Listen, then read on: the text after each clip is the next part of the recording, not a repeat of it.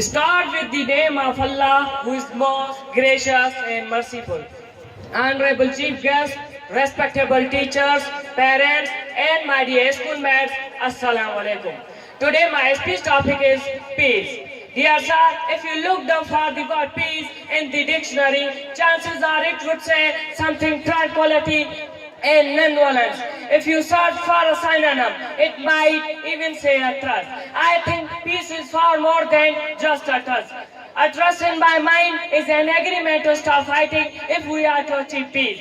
We must every day make a different peace begins with a smile. I absolutely agree with that. A smile can light up the room to imagine what a word or smiles can do. If every day someone does something kind for someone, it will create a ripple effect. Dear sir, think of when you drop a stone in the pond. It generates a small ripples at first, but after a while, their little ripples spread throughout the pond. Now think about peace. If someone apologizes to someone else and they do the same, imagine what we can achieve. Now I in my speech and like to say, always keep smiling because peace begins with a smile. Thanks.